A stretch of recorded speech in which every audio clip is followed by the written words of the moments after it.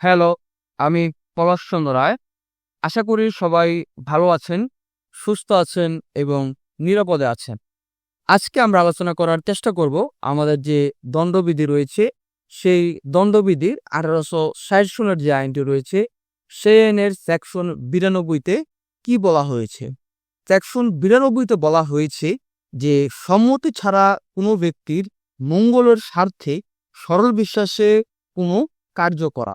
অর্থাৎ এই সেকশনটি বিস্তারিতভাবে এমনভাবে বলা হয়েছে যে যদি এমন কোনো পরিস্থিতি হয়, যে পরিস্থিতিতে কোনো ব্যক্তির পক্ষে সম্মতি দান করা অসম্ভব হয়ে যায় এবং সে সম্মতি দিতে পারবে না এমন অবস্থা হয়, অথবা এমন কোনো অবস্থা যেখানে তার অভিভাবক বা তার যে আইন সম্পন্ন যে দায়িত্ব সম্পন্ন তার যে ব্যক্তি রয়েছে, এমন কোনো ব্যক্তি না থাকে যার নিকট থেকে সফলতার সঙ্গে যে বস্তুটি রয়েছে যথাসময়ে সম্মতি অর্জন করা সম্ভব হয়। অর্থাৎ সহজ কথায় হচ্ছে এমন কোনো অবস্থা বা পরিস্থিতি উৎপন্ন হয় যেখানে সে ব্যক্তির পক্ষ থেকে সম্মতি আদায় করা সম্ভব হয় না, সেটা তার অভিভাবক হোক বা তার নিজের নিকট থেকে হোক। তাহলে ওই যে ব্যক্তি রয়েছে সেই ব্যক্তির ক্ষতিসাধিত হতে পারে এমন কোনো কার্য অপরাধ নয়। অর্থাৎ এখানে বলা হচ্ছে সম্মতি অর্জন করা যদি না যায় এবং না যাওয়ার ফলে তার যে ক্ষতি হতে পারে সেই ক্ষতিটাকে নিবারণ করার জন্য সরল বিশ্বাসে তার মঙ্গলের জন্য যে কার্য করা হয় সেই কার্যটা অপরাধ নয়।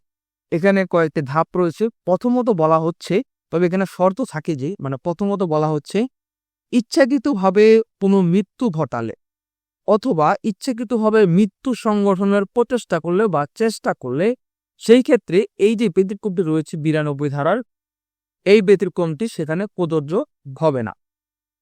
দ্বিতীয়ত বলা হচ্ছে এই ব্যতিক্রমের এমন কোনো কিছুই সম্পাদনের কর্তৃক প্রযোজ্য হবে না যেখানে মৃত্যু নিবারণ অথবা কোনো গুরুতর আঘাত রয়েছে, অর্থাৎ জিভেয়াত হার্ট রয়েছে, এই জিভেয়াত হার্ট এড়ানোর জন্য বা মারাত্মক কোনো ব্যাধি নিরাময় বা পঙ্গুত্ব রয়েছে, সেই পঙ্গুত্ব নিরাময়ের জন্য এই যে সকল কার্য অর্থাৎ মৃত্যু ঘটানো অর্থাৎ মৃত্যু বা মৃত্যু নিবারণের জন্য বা গুরুতর আঘাত এড়ানো অথবা মারাত্মক ব্যাধি নিরাময় বা পঙ্গুত্ব নিরাময়ের জন্য বা গুরুতর আঘাত এড়ানো ছাড়া এই যে কয়েকটি কার্য রয়েছে, এই কার্য ছাড়া অন্য কোনো উদ্দেশ্যে মৃত্যু হতে পারে জানে যদিও ওই কার্য সম্পাদন করা হয় তাহলে এটি কার্যকর হবে না। তবে এই কটা কার্যের ক্ষেত্রে যদি এই কার্যটি করা হয় তাহলেই কেবল এই ব্যতিক্রমটি প্রযোজ্য হবে।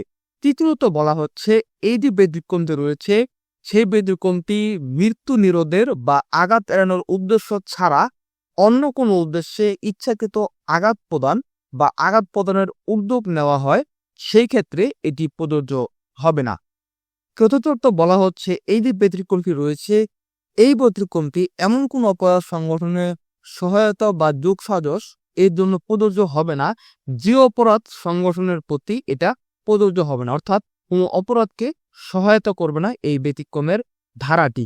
এই কথাগুলো এই সেকশনটিতে বলা হয়েছে। কিছু উদাহরণ যদি আমি আপনাদেরকে দেই, বললাম যে একজন ব্যক্তি সেই সেই যে ব্যক্তিটি রয়েছে সেই ব্যক্তিটি ঘোড়া থেকে পড়ে যায় এবং সে অজ্ঞান হয়ে যায় এবং ওই যে যে ঘোড়া থেকে পড়ে যায় তো একজন অস্ত্র চিকিৎসক চিকিৎসক, তো সে ওই যে ব্যক্তি রয়েছে সে ব্যক্তিকে পরীক্ষা নিরীক্ষা করে সিদ্ধান্ত গ্রহণ করেন যে ওই যে ব্যক্তিটি মাথায় পড়ে গিয়েছে অর্থাৎ ঘোড়া থেকে যে পড়ে গিয়েছে সে পড়ে যাওয়ার ফলে তার যে মাথার খুলি রয়েছে সেই খুলিতে অস্ত্রোপচার করে চিকিৎসা করা খুব শীঘ্রই প্রয়োজন এবং সেই অনুযায়ী ওই যে ব্যক্তি রয়েছে সেই ব্যক্তিটি এর মৃত্যু ঘটানোর উদ্দেশ্যে নয়, বরঞ্চ তার উপকার হবে এরূপ সৎ ইচ্ছায় সৎ বিশ্বাসে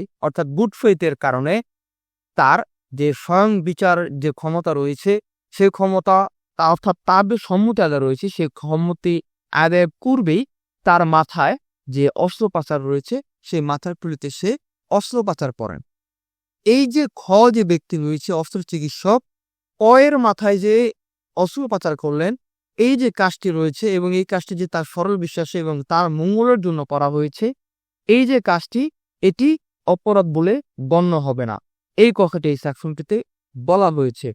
আরো একটু উদাহরণ যদি দেই, যে গুলি পড়ার ফলে যে একজন ব্যক্তি রয়েছে সে নিহত হবে জেনে যে বাঘের কবলে পড়ে আছে এমন একজন ব্যক্তিকে নিহত করার উদ্দেশ্য না, বরং তাকে বাঁচানোর জন্য, অর্থাৎ গুলি করতে হবে এমন একজন ব্যক্তি রয়েছে যে ব্যক্তি, সে ব্যক্তি বাঘের কবলে রয়েছে এবং সেখানে গুলি করতে হবে এবং গুলি করার পরে সেই গুলিটা ওই যে ব্যক্তিটি রয়েছে সেই ব্যক্তিটিরও গায়ে লাগতে পারে এবং সে নিহত হতে পারে। তবে ওই যে আরেকজন ব্যক্তি যে গুলি করবে, সেই গুলি করার যে ব্যক্তি তার উদ্দেশ্য যে ব্যক্তি রয়েছে সেই ব্যক্তিকে মারার জন্য নয়, বরং তাকে যে বাঘে কবলে সে যে পড়েছে তাকে বাঁচানোর বা উদ্ধার করার যে সৎবিশ্বাস রয়েছে সেই বিশ্বাসের কারণেই তাকে গুলি করার এবং সে বাঘকে লক্ষ্য করে সে গুলি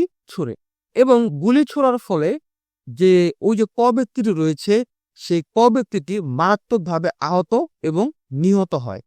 তবে এই ক্ষেত্রে ওই যে ব্যক্তিটি রয়েছে যে গুলি বর্ষণ করেছে তার এটি অপরাধ হবে না, কারণ সে তাকে বাঁচানোর উদ্দেশ্যে গুলি ছড়ে এবং বাঘকে লক্ষ্য করে গুলি ছড়ে যাতে করে তাকে বাঁচানো যায়, কিন্তু গুলিটি ভুলবশত যে ব্যক্তিটি রয়েছে সে ব্যক্তিকে আঘাত করে এবং সে আহত হয় মারাত্মকভাবে এবং পরবর্তীতে সে নিহত হয়ে যায়। অর্থাৎ তার যে গুলি বর্ষণের কাজটি সেই কাজটি কোনোভাবেই অপরাধ হবে না। আরো একটু উদাহরণ যদি আমরা দিয়ে থাকি তাহলে বুঝতে পারবেন যে একজন ব্যক্তি রয়েছে সে হচ্ছে সার্জন। তো সার্জন একজন ব্যক্তি সে একটি শিশুকে এমনভাবে একটি দুর্ঘটনা থেকে দেখতে পান এবং অবিলম্বে তাকে যদি অস্ত্রোপচার না করা হয় তাহলে তার মৃত্যু নিশ্চিত বা সে মারাত্মকভাবে সাধারণ ক্ষতি হতে পারে বা দুর্ঘটনা হতে পারে বা মারাত্মকভাবে আঘাত হওয়ার সম্ভাবনা রয়েছে। তাই ওই যে ব্যক্তিটি রয়েছে একজন সার্জন সে পরিস্থিতিটা এমন যে এই যে শিশুটি যে আহত হয়েছে সেই শিশুটির অভিভাবকও তার কাছে বা আশেপাশে নেই বা আবেদন করারও সময় নেই। তাই ওই যে রয়েছে একজন সার্জন, সে সৎবিশ্বাসে ওই যে শিশুটি যে দুর্ঘটনায় পড়ে আহত হয় তার মঙ্গল কামনার জন্য ওই শিশুটির যে রয়েছে সেই শিশুটির প্রতি যে অস্ত্রোপচার করে এবং তাকে ভালো করার চেষ্টা করেন। অর্থাৎ এই যে রয়েছে এই যে সার্জন রয়েছে সে কোনোভাবে কোনো অপরাধ করেনি। আরো একটি উদাহরণ যদি আমি আপনাদেরকে দিই, যে একটি শিশু জকে একটি জ্বলন্ত ঘরে রয়েছে, অর্থাৎ শিশু জয় একসঙ্গে অর্থাৎ দুইজন একসঙ্গে জ্বলন্ত ঘরে রয়েছে।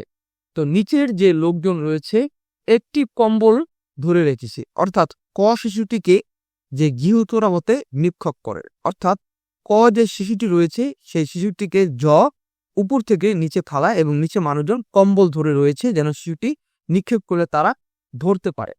এবং এই যে যে রয়েছে এবং যে 10 শিশুটিকে নিক্ষেপ করবে এবং জানে যে এই যে শিশুটি রয়েছে এই শিশুটি উপর থেকে নিচে ফেলা হয় এবং তারা যদি ধরতে না পারে তাহলে শিশুটির মৃত্যু ঘটতে পারে।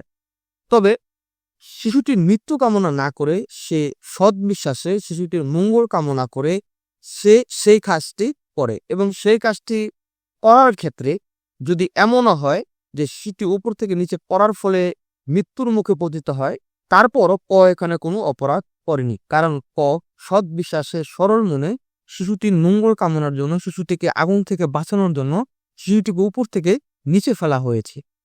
তো এই ক্ষেত্রে কোনো অপরাধ করেনি। এখানে একটা ব্যাখ্যা রয়েছে, ব্যাখ্যাটা হচ্ছে অনেকটা এরকম যে শুধু 88, 89 এবং যে 92 ধারা রয়েছে এই ধারার 3টির যে তাৎপর্য রয়েছে সেটি শুধুমাত্র আর্থিক উপকার কোনো উপকার হবে না, অর্থাৎ এখানে বলা হচ্ছে যে আর্থিক উপকার কোনো উপকার হবে না। এই যে সেকশন 92টা এর একটি ইংরেজি ওয়ার্ডটা হচ্ছে অনেকটা এরকম যে act done in good faith for benefit of a person without concern, অর্থাৎ সম্মতি ছাড়াই সরল বিশ্বাসে কোনো ব্যক্তির মঙ্গল কামনায় বা মঙ্গলের স্বার্থে কোনো কার্য করা। এই কথাটি এখানে বলা হয়েছে। আমি ৩-৪টা উদাহরণ দিয়েছি যাতে আপনাদের বুঝতে সুবিধা হয়। এই ভিডিও সম্পর্কে বা এই যে সাক্ষীতুর এইচএসসিটি সম্পর্কে বা আমার অন্য কোনো ভিডিও সম্পর্কে বা কোনো আইন সম্পর্কে যদি আপনাদের প্রশ্ন থেকে থাকে আমাকে কমেন্টে জানাতে পারেন, অথবা আমার যে ফেসবুক গ্রুপটি রয়েছে সেই গ্রুপে আপনারা পোস্ট আকারে কমেন্ট করতে পারেন। আমি চেষ্টা করব আপনাদেরকে যথাসম্ভব উত্তর দেওয়ার জন্য। ভিডিওটি দেখার জন্য অনেক অনেক ধন্যবাদ জানাচ্ছি। দেখা হবে নতুন কোনো ভিডিওতে। সে পর্যন্ত সবাই অপেক্ষা করুন। ধন্যবাদ সকলকে।